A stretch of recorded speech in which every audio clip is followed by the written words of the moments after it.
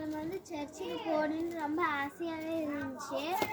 ஆனால் வந்து அன்றைக்கி ஸ்கூலுன்னு சொல்லிட்டாங்க. எல்லோரும் கண்டிப்பாக வரணும். செவ்வாய்க்கிழமை டைம் டேபிள் எல்லோரும் வரலனாக்கா திங்கக்கிழமை திரும்ப வந்தீங்கன்னா உங்கள் பேரண்ட்ஸை கூட்டிகிட்டு தான் வரணும் அப்படின்னு சொல்லிட்டாங்க. எனக்கு என்ன பண்ணுறதுன்னு தெரில. ஸ்கூலுக்கு போகலனாலும் நிறைய பாடம் வீணாக போயிடும். எதுவும் பண்ண முடியாது. மேக்ஸ் வேறு கொஞ்சம் வீக்கு. ஸோ அதனால் எதுவும் பண்ண முடியாதுன்னு சொல்லிட்டு நான் ரொம்ப கவலைப்பட்டுக்கிட்டே இருந்தேன். அப்புறமேட்டு ஏசப்பா கிட்ட வேண்டிக்கிட்டே இருந்தேன்.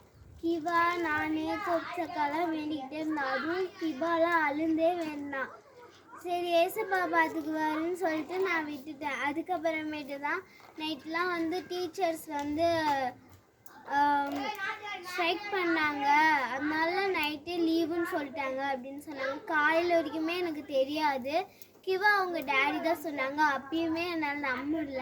அப்புறமேட்டு தான் ரேவதி அத்தையும் வைத்திய அக்காவும் வந்து சொன்னாங்க, ஸ்கூல் இன்னைக்கு லீவு, நீங்கள் வேணுனதுக்கு ஏசப்பா பழம் தந்துட்டாரு அப்படின்னு சொல்லிட்டு சொன்னாங்க.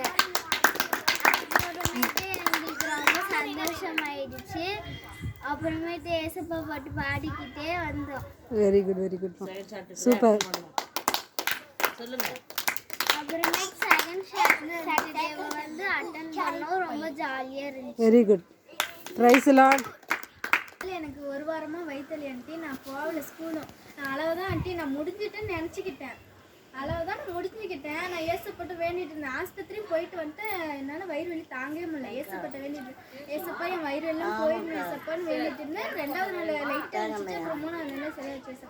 ஏசப்பா தேங்க்யூ ஏசப்பான்னா ஏசப்பாவுக்கு என் வயிற்று வலி சரியானதுக்கு கோடி நன்றி. ஓ காட் பிரைஸ் லார்ட்.